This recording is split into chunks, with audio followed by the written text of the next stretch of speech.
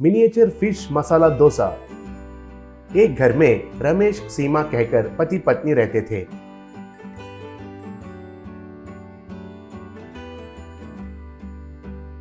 उनको एक ही बेटी थी, रिया।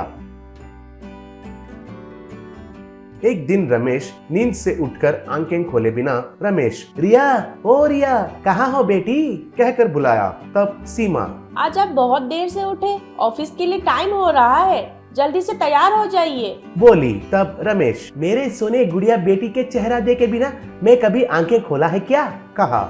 इतने में रिया, मैं इधर हूँ पिताजी, बोली। तब रमेश आंखें खोलकर, गुड मॉर्निंग रिया बेटा, आज ऑफिस से वापस आते समय तुम्हें एक सरप्राइज लाता हूँ, कहा। तब सीमा, बहुत अच्छा है आप दोनों का काम, आप उसे ऐसे ही बहुत लाड प्यार कीजिए और ये बिल्कुल मेरी बात नहीं सुन रही है, बोली।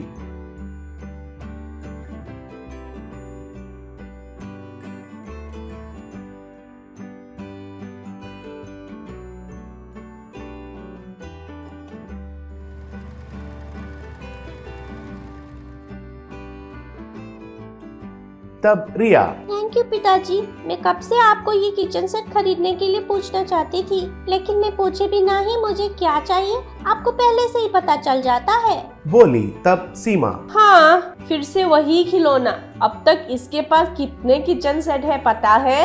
रमेश और रिया कहकर जोर से हंसे। तब सीमा, मैंने जो कहा उसमें गलत क्या है, तुम दोनों ऐसे क्यों हंस रहे हो, पूछी। तब रिया, माँ, इनको अच्छे से देखो, ये खिलौना नहीं, ये सच में किचन में उपयोग करने वाली चीजें हैं, इनसे सच में खाना भी बना सकते हैं, पता है, बोली। सीमा बहुत आश्चर्य हो गई।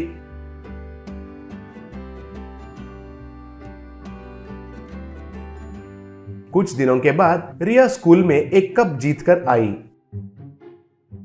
तब रिया, माँ, आज फैंसी ड्रेस कंपटीशन में मुझे ही फर्स्ट प्राइज मिला है, पता है, बोली। उधर ही बगल घर में रहने वाली रजनी आकर, कौन सा भेष पहनी हो, डॉक्टर, लॉयर या इंजीनियर, पूछी। तब रिया, वो सब नहीं आंटी, मैं तो शेफ जैसे तैयार हुई थी। रजनी, लड़की कहे तो जिंदगी भर रसोई में ही काम करना है ना, उसके लिए तो भेष पहनना और उसके लिए प्राइज भी है क्या, बोली। तब रिया गुस्सा होकर, आंटी, ऐसे नीच नजर से बात मत कीजिए, शेफ कहे तो घर में 4 सब्जी या दाल या भाजी नहीं बनाना है, नया तरीके के प्रयोग करके नया नया स्वाद आविष्कार करना है। मैं बड़े बनने के बाद एक शेफ बनकर एक बड़ा रेस्टोरेंट खोलकर बड़ा नाम कमाऊंगी, देखते रहना, बोली। कुछ दिनों के बाद रमेश को एक्सीडेंट होकर उनका पैर फ्रैक्चर हो गया। 3 महीने बिस्तर से उतरे बिना आराम करने के लिए डॉक्टर ने बताया। सीमा और रिया दुखी होकर उनको घर वापस लेकर आए। ऐसे कुछ दिन बीत गए। एक दिन रिया उनका मिनी किचन सेट को बाहर निकाली। तब सीमा गुस्सा होकर, तुम्हें खेलने के लिए यही समय मिला है क्या? एक तरफ तुम्हारे पिताजी का पैर टूटकर बिस्तर पर लेटे हुए हैं और तुम्हें खेलने की पड़ी है, जाओ इधर से, कहकर रिया को डांटी। तब रिया कुछ नहीं बोली। उसका किचन सेट में से एक छोटा सा स्टोव को जलाई, उसके ऊपर छोटा सा तावा लगाई, एक छोटा सा करछोल से डोसा बनाई, उसके ऊपर मसाला लगाया हुआ छोटा सा मछली डालकर अच्छे से फ्राई करके फिश मसाला डोसा तैयार किया। रमेश बिस्तर से रिया जो बना रही थी वो सब कुछ देख रहा था। सीमा भी रिया को हैरानी से देखते रह गई। रिया उसने जो तैयार किया वो फिश मसाला डोसा को एक प्लेट में रखकर रमेश को दिया। तब रिया, हैप्पी बर्थडे पिताजी। रमेश, अरे हाँ, आज मेरा बर्थडे है, मुझे भी याद नहीं है, कहा। तब सीमा, अरे हाँ, मैं भी भूल गई, बोली। तब रिया, हर साल पिताजी उनके बर्थडे पर हमें बाहर ले जाते थे, उनका एक्सीडेंट होने के बाद आप दोनों बहुत चिंतित रहते हो और आप मुझसे सही से बात भी करना छोड़ दिए।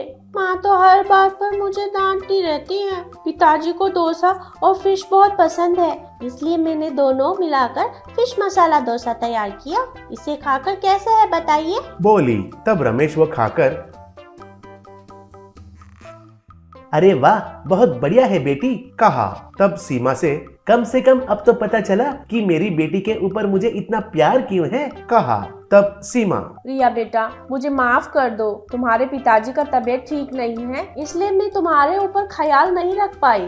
तुम शेफ बनोगी कहती थी तो ऐसे ही मजाक कर रही हो कहकर सोची, लेकिन तुम में इतना टैलेंट है कहकर नहीं सोची। बोली। रिया बड़ा होने के बाद शेफ बनकर एक अच्छा सा रेस्टोरेंट खोलकर अच्छा नाम कमाई